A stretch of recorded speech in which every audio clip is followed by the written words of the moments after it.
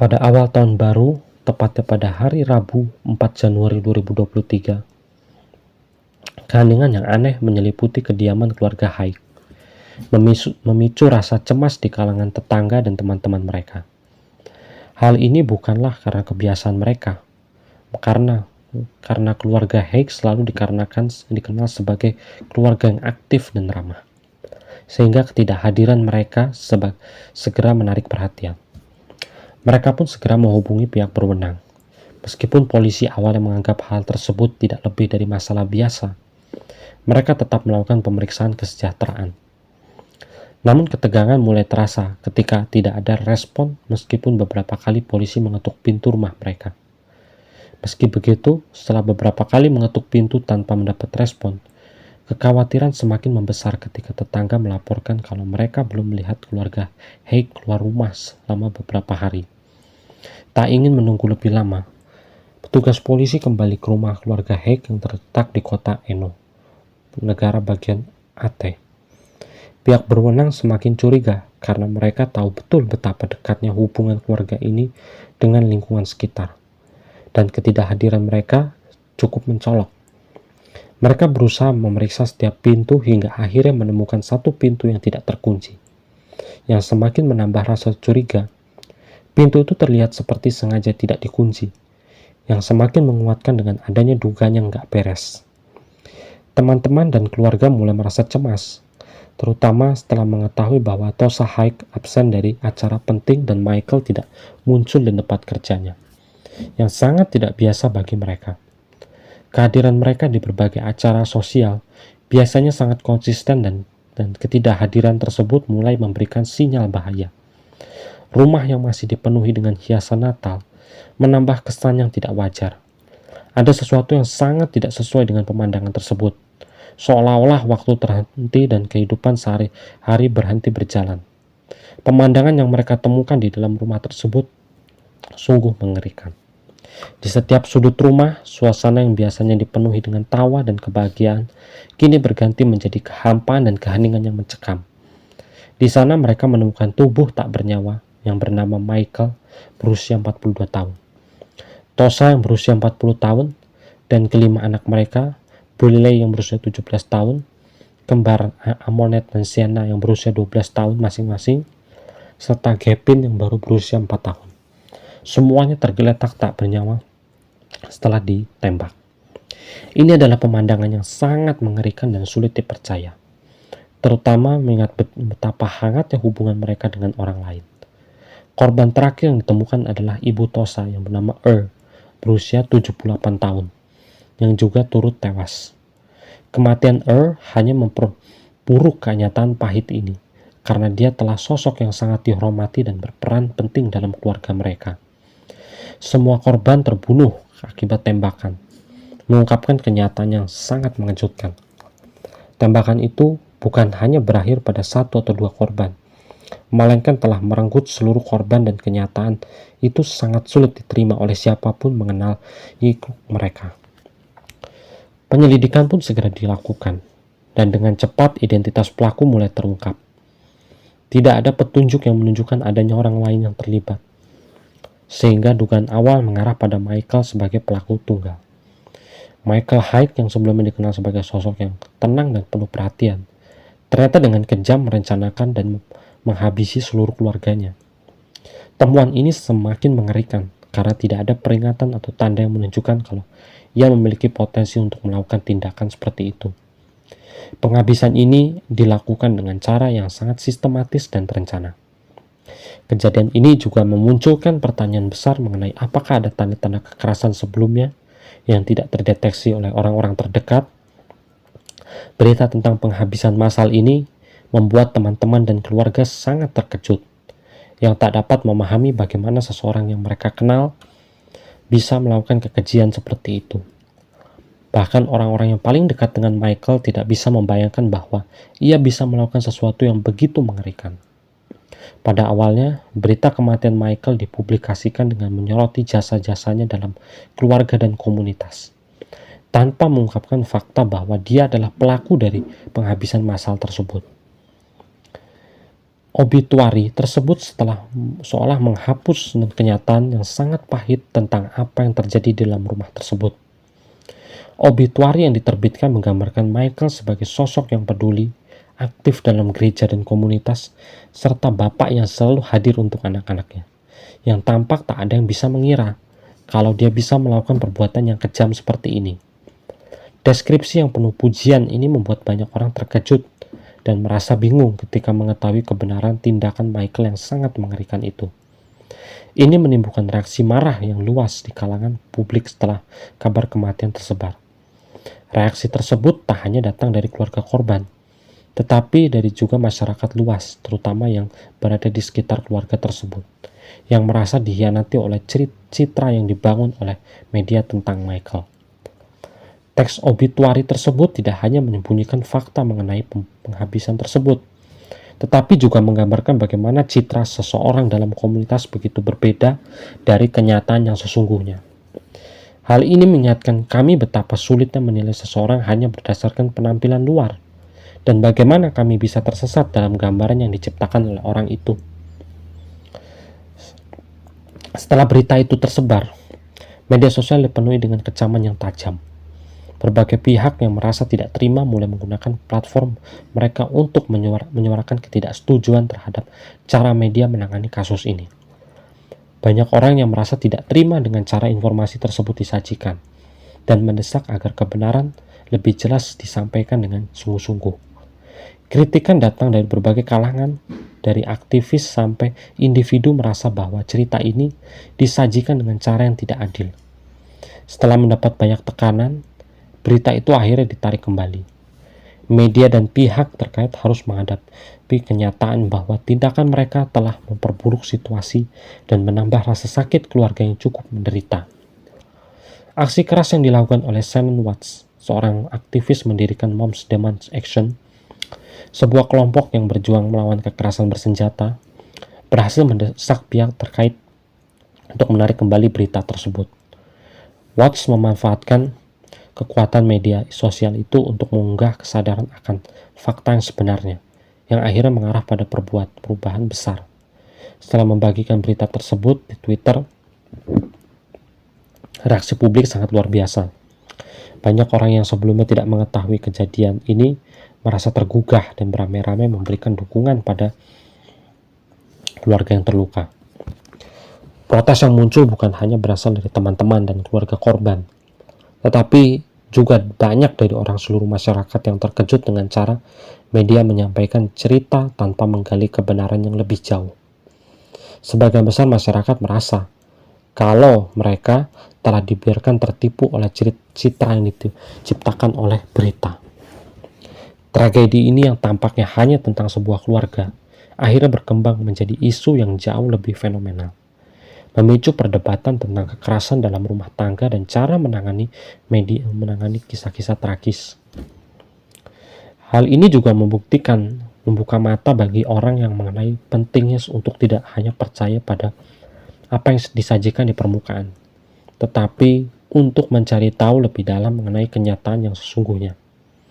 Peristiwa ini menjadi titik balik dalam memahami kenyataan pahit tentang kekerasan rumah tangga yang sering tersembunyi di balik kehidupan yang terlihat sempurna. Akhirnya, kisah ini menjadi pengingat kuat akan pentingnya keterbukaan dan kewaspadaan terhadap apa yang mungkin tersembunyi di balik kehidupan yang tampak bahagia itu. Masyarakat mungkin terkejut dengan kenyataan kalau Michael jauh berbeda gambaran yang sering ia tunjukkan kepada orang lain, terutama di lingkungan keluarganya. Namun polisi yang sudah familiar dengan situasi keluarga ini tidak begitu kaget. Mereka sudah pernah mengusut masalah yang melibatkan Michael jauh sebelum tragedi ini. Penyelidikan ini dimulai dengan beberapa laporan kekerasan yang diterima polisi dari anggota keluarga terdekat.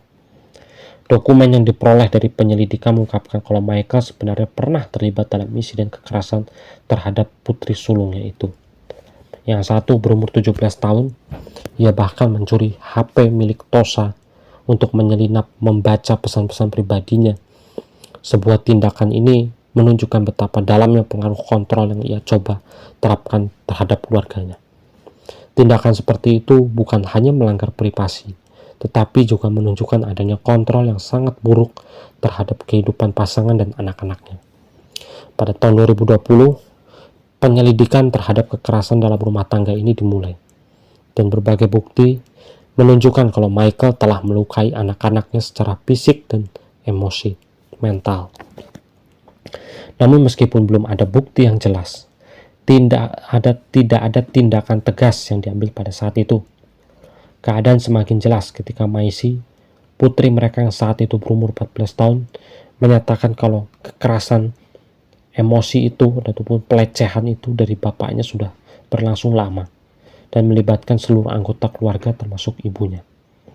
Maisie menggambarkan pelaku Michael menghancurkan keharmonisan keluarga mereka, merusak kehidupan mereka dari dalam. Lalu sejak tahun 2017, ketika Tosa berusia 11 tahun, Michael telah beberapa kali menyerangnya, bahkan dalam satu kejadian sangat mengerikan di mana ia hampir mencekiknya sampai mati. Meskipun Tosa mencoba untuk mengabaikan insiden-insiden ini, kenyataannya adalah bahwa mereka semua hidup dalam ketakutan yang terus berkembang. Tosa juga mengatakan kalau suaminya seringkali menyita HP ibunya untuk mencegah keluar rumah dan secara rutin menggambarkannya sebagai wanita yang tidak berguna.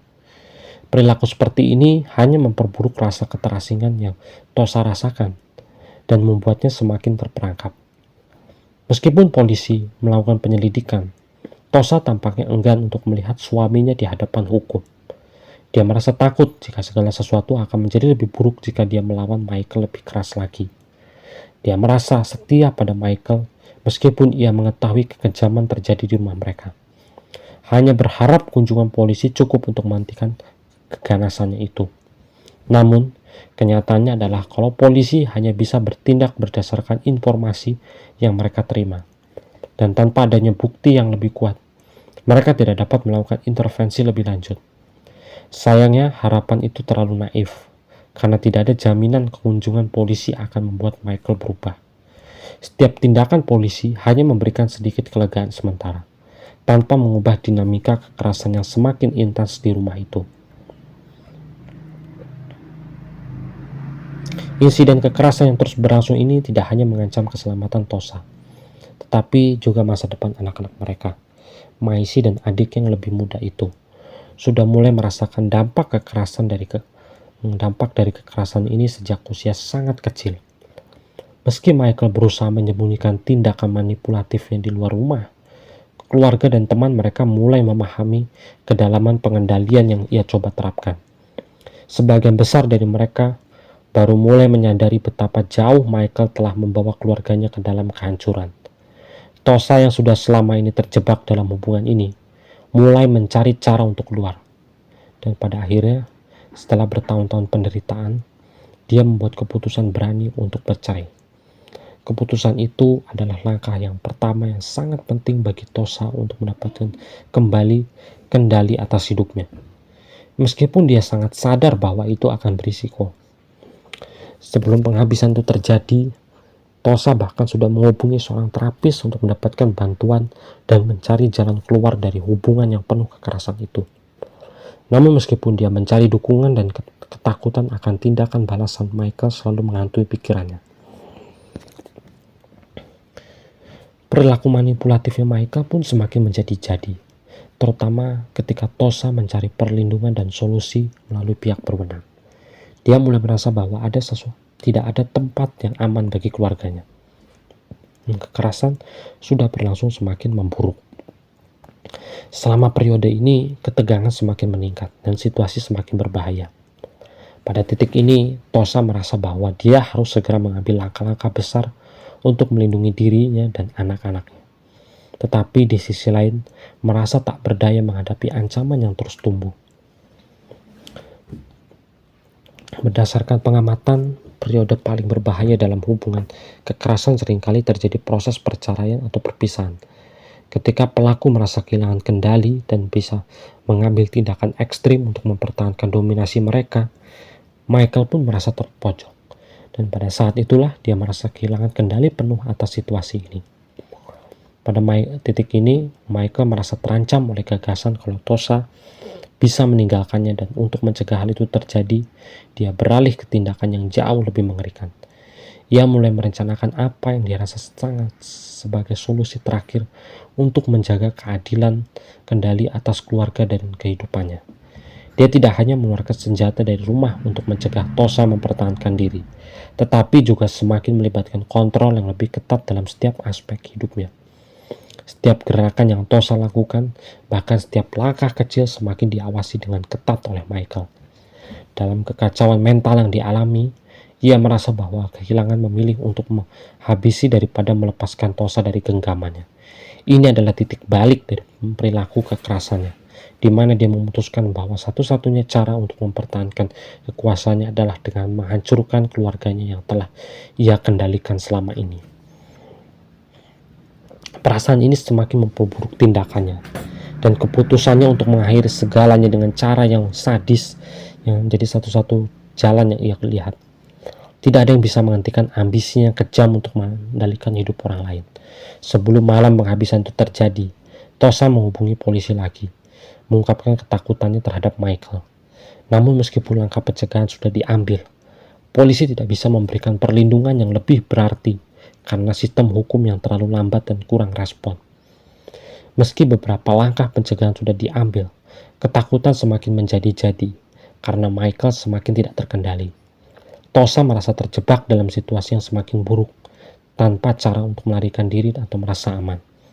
Bahkan malam menjelang penghabisan putri mereka, Maisy, merasa bahwa ada sesuatu yang salah dan mengirim pesan kepada teman-teman untuk mengungkapkan kecemasan tentang perilaku bapaknya yang semakin aneh.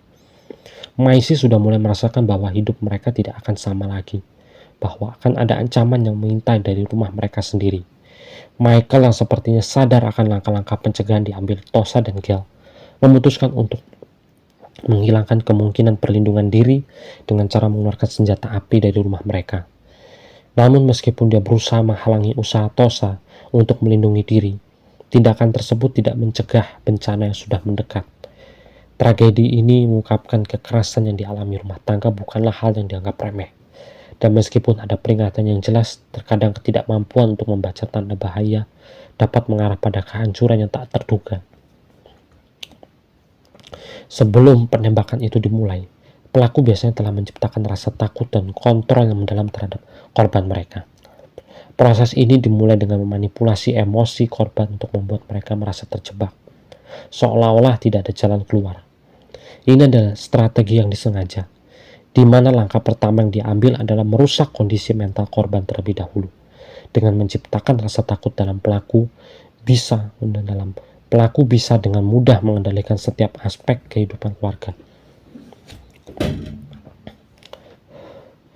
Sebagai pengantarnya, Michael dan Tosa untuk pertama kali bertemu saat mereka berusia 20 tahun, ketika mereka berdua kuliah di I.T. Southern University. Pada masa itu, mereka berdua tampak memiliki masa depan yang cerah dan penuh harapan, seperti pasangan muda lainnya. Mereka menikah pada tahun 2003 dan menjadi anggota setia gereja orang-orang suci zaman akhir. Bahkan Michael pernah melayani misi di Brasil. Keputusan untuk melayani misi itu mungkin menjadi bagian dari pembentukan citra diri mereka yang baik dan penuh pengabdian. Sebuah citra yang kemudian dipertahankan dengan sangat hati-hati. Setelah misi selesai, pasangan ini pindah ke kota kecil di Hawk, di mana Michael bekerja sebagai agen asuransi, dan mereka mulai membangun kehidupan mereka bersama. Pada permulaan hidup mereka di sana, banyak orang melihat pasangan ini sebagai contoh keluarga yang harmonis dan ideal. Dari luar mereka tampak seperti pasangan yang ideal, terlihat bahagia dan sukses. Sering terlibat dalam kegiatan komunitas dan menjalin hubungan baik dengan tetangga mereka. Namun jauh di dalamnya, hubungan ini perlahan dihancurkan oleh ketegangan dan kontrol yang semakin meningkat. Mereka seolah memiliki kehidupan yang sempurna, dengan keluarga yang bahagia dan masa depan yang cerah, tapi di balik itu ada ketegangan yang terlibat yang perlahan-lahan merusak ikatan mereka. Namun kami tahu bahwa tampilan luar seringkali sangat menipu. Mereka memiliki citra, tapi kenyataannya hubungan mereka penuh dengan manipulasi dan kekerasan tersembunyi. Pada hari sebelum penghabisan, Tosa bertemu dengan pengacaranya perceraian dengan perasaan positif tentang masa depan. Tosa merasa bahwa keputusannya untuk mengajukan cerai adalah langkah pertama untuk menuju kebebasan. Meski dia tidak tahu seberapa berbahayanya keputusan itu bagi keselamatannya, namun dia tidak tahu bahwa keputusan tersebut mengarah pada kejadian yang sangat tragis. Perceraian ini adalah titik balik yang mengubah segala sesuatu, mengubah Michael menjadi lebih kejam dalam tindakannya. Meskipun perceraian mungkin terjadi, Michael tetap menolak untuk meninggalkan rumah mereka dan memilih untuk tinggal di rumah bawah tanah. Penolakan ini mencerminkan upaya Michael untuk mempertahankan kontrol bahkan dalam situasi semakin susah. Pada malam kejadian, Michael diam-diam merekam percakapan lebih dari 70 menit dengan anak-anak mereka, membahas masalah pernikahan dengan Tosa, serta persoalan tunjangan anak. Rekaman ini memperlihatkan betapa tegangnya di rumah dengan Tosa mengungkapkan ketidaknyamanan semakin mendalam terhadap Michael. Dalam rekaman tersebut, Tosa dengan jelas mengatakan kalau dia merasa tidak aman dekat dengan Michael dan bahwa anak-anak mereka merasa semakin tidak nyaman dengan kehadirannya.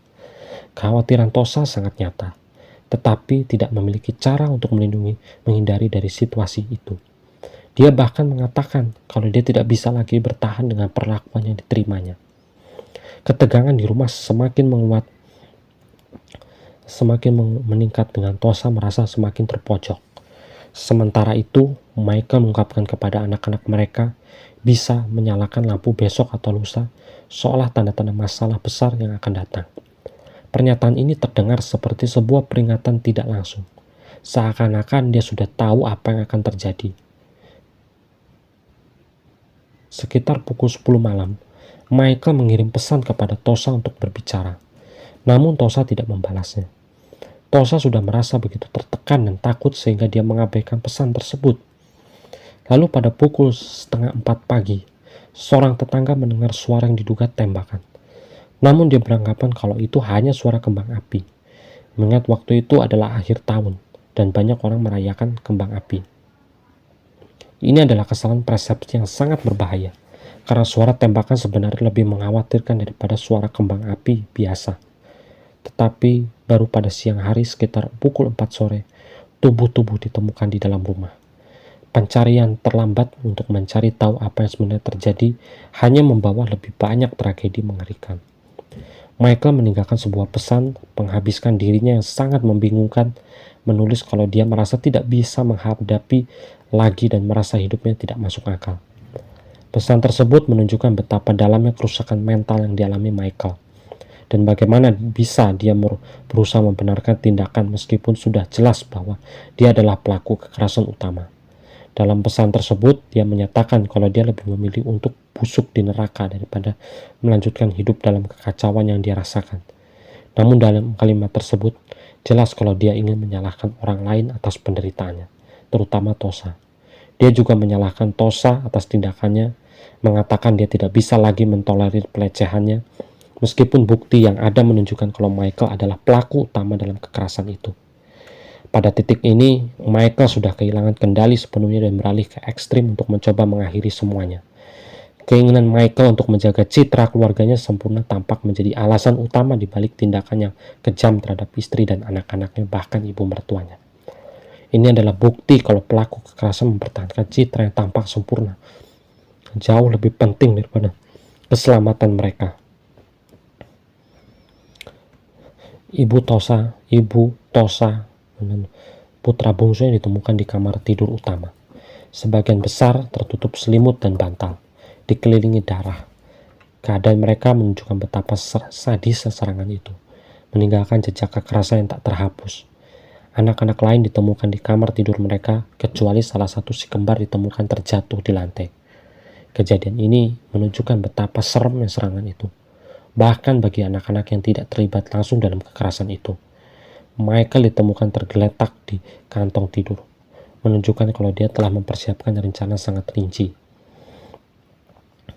Anak perempuan tertua mereka menjadi sosok yang berani untuk melaporkan tindakan kekerasan terjadi di rumah. Pada tahun 2011, dia mencoba untuk memberikan suara atas ketidakadilannya yang dia dan saudara-saudaranya alami. Tetapi tidak ada yang benar-benar membantu. Bahkan ketika dia berusaha melindungi adik-adiknya, rasa takut terus menghalangi setiap tindakan yang bisa mereka lakukan. Anak perempuan ini sudah cukup dewasa untuk memulai bahwa kekerasan yang dia alami adalah sesuatu yang sangat berbahaya. Tetapi dia masih terjebak dalam ketakutan yang mendalam.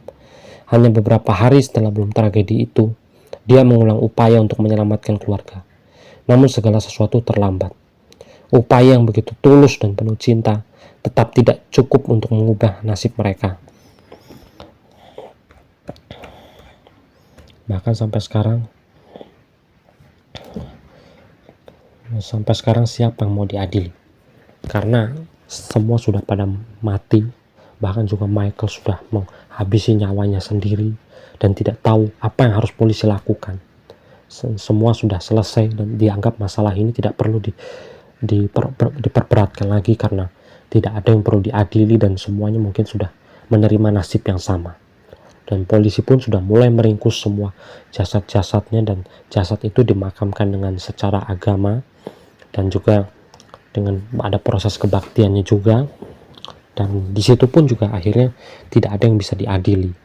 Keluarga mereka yang semula terlihat harmonis di luar, tapi ternyata malah kacau di dalamnya. Ini adalah cerita dari kisah dari keluarga Michael Haig yang sempat menjadi viral heboh gara-gara aksi mengerikannya itu terhadap keluarganya sendiri.